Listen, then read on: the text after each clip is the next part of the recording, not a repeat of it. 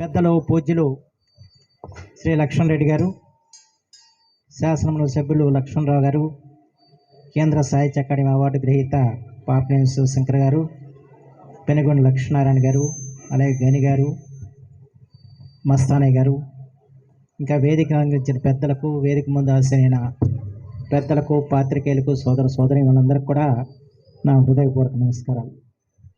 ఈరోజు జనచైతన్య వేదిక గుంటూరు జిల్లా సీనియర్ సిటిజన్స్ అసోసియేషన్ సంయుక్త ఆధ్వర్యంలో పాటకు పట్టాభిషేకం అనే ప్రజా గాయకుల ఆటపాట కార్యక్రమం ఇక్కడ ఏర్పాటు చేయటం, ఈ సంక్రాంతి సంబరాల్లో ఇదొక మహోన్నతమైన కార్యక్రమం చెప్పి మాత్రం మనం చేస్తాం.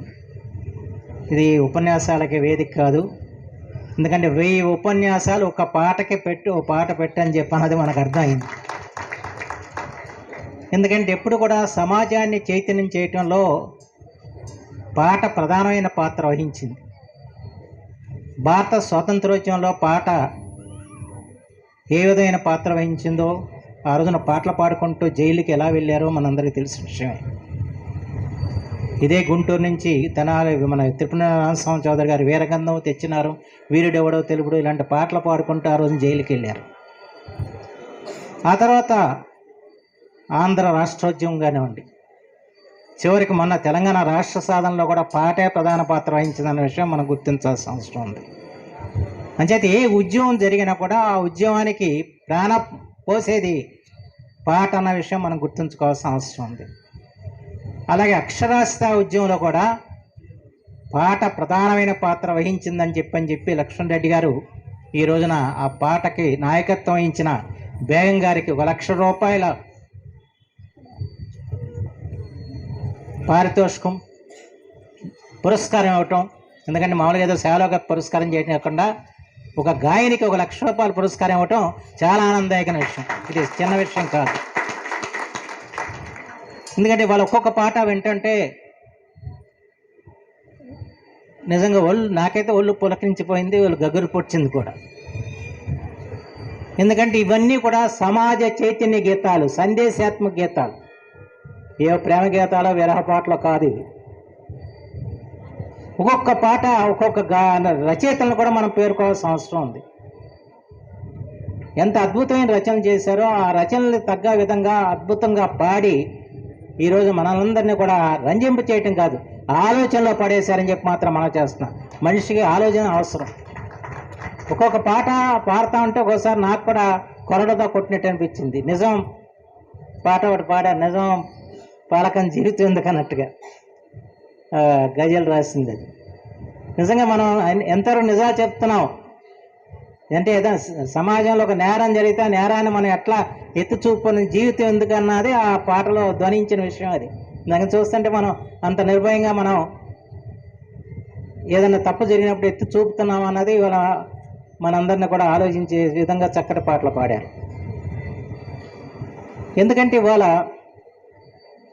ఒక నిర్బంధ విధానాలతో ఇవాళ సమాజం సాగుతున్న సందర్భంలో, ప్రజాస్వామ్యం అనేది పిశాచ స్వామ్యంగా మారుతున్న సమయంలో, సమాజం గురించి ఆలోచించేవాడు తక్కువైన సమయంలో, అన్నిటికంటే మించి ధనం ప్రధాన పాత్ర వహిస్తున్న నేపథ్యంలో,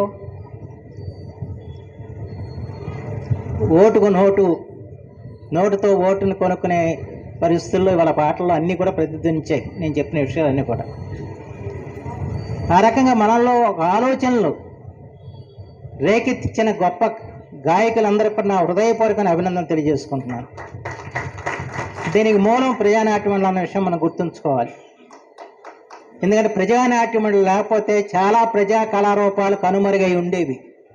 ఒక వీధి భోగత ఉండేది కాదు, ఒక బురకత ఉండేది కాదు, ఒక అరిగత ఉండేది కాదు, ఒక యక్షగానం ఉండేది కాదు.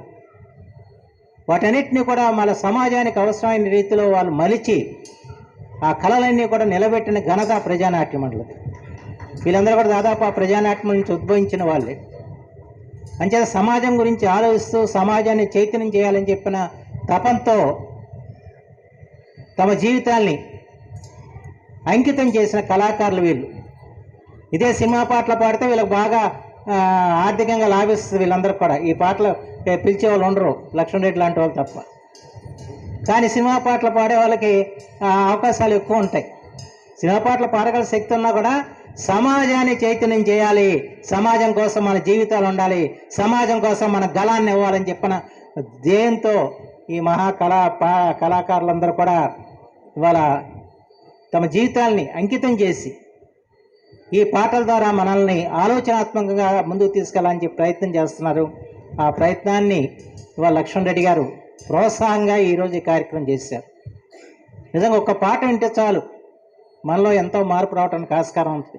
మార్పు కంటే కూడా ఇవాళ మన బుర్రలో పనిచేయట్లా, కొంచెం బుర్రలో మళ్ళీ పనిచేసే విధంగా చేస్తాయి, ఒక ఆలోచనలకి రేకెత్తేజీవంగా ఉన్నాయి.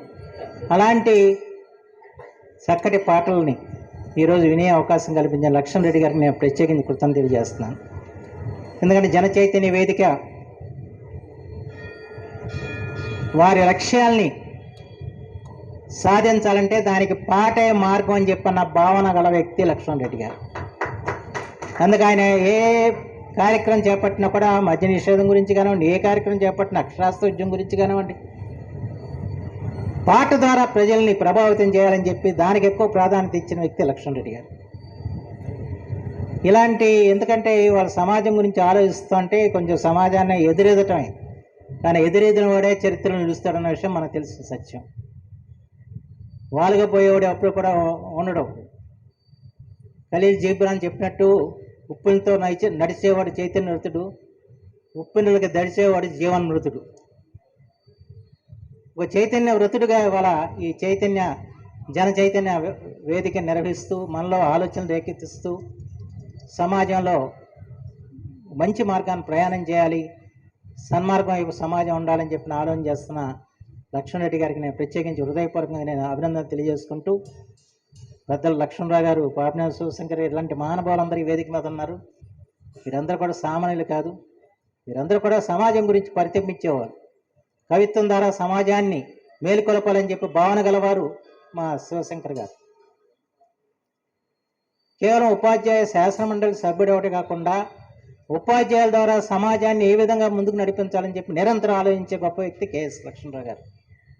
అలాగే అభ్యుదయ రథ సంఘం వెనుకొండ వారు ఉన్నారు.